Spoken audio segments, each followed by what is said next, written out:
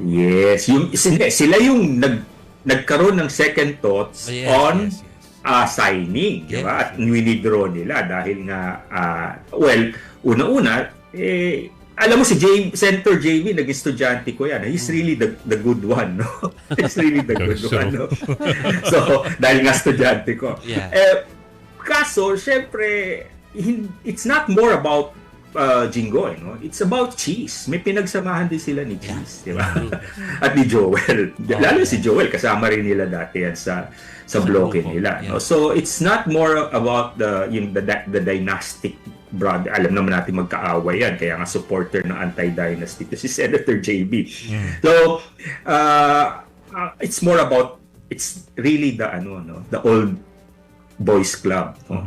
Sadly, no? So kung natuloy yun, no, kahapon, it's really hindi maganda ang optics, no? Kasi it's all about self-interest and political survival, no? Si Senator Loren hinahabol yung anak, di ba? Tapos yung, di ba? It's all about self-preservation. Nawala yung tungkol sa bayan to, hindi tungkol sa bayan. Correct. Di ba? Mas malaki yung at stake na mga issue para sa bayan at para sa lahat, no? Unang-una, it's about accountability sa flood control, no? At sa impeachment. At pangalawa, ito yung usapin rin about sovereignty kasi isang nagmamarakulyo din yung natanggalan ng ng chairmanship ng Senate Foreign Relations, no? Galit na galit. Di ba? Parang gusto niyong bawiin. Tapos, ayon sa mga balita ng iba, kaya rin naman hindi natuloy dahil may gustong atat bumalik sa pagiging chair ng Blue Ribbon Committee, no? At ayaw nung iba, no? So it's all about political interest, and which is sad because in the past, alam naman natin ang Senado ay actually, the word Senate itself is from a Latin word meaning wise people, no?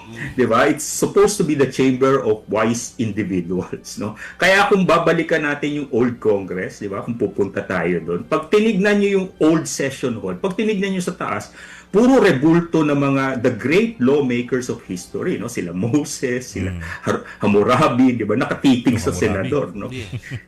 At kung pupunta ka sa old Senate, kasi nung kabataan ko, nung reporter ako sa campus paper namin, talagang tambay ako doon. Ang gagaling ng mga senador, no? Talagang titingalan mo, nagka-cut pa ako ng classes para panoorin sila.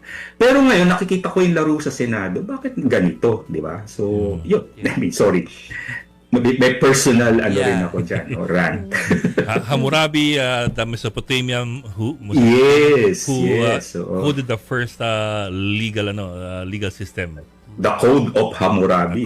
Si Moses and the Ten Commandments. So lahat ng great lawmakers nandun, may rebulto nakatingin. At lahat ng senador natin dati were trying to live up, no, to this ideal. Di ba? Ngayon, puro self-interest, political survival, puro sarili nilang interest ang pinaiiral nila, no? So natatawa ako doon sa ibang mga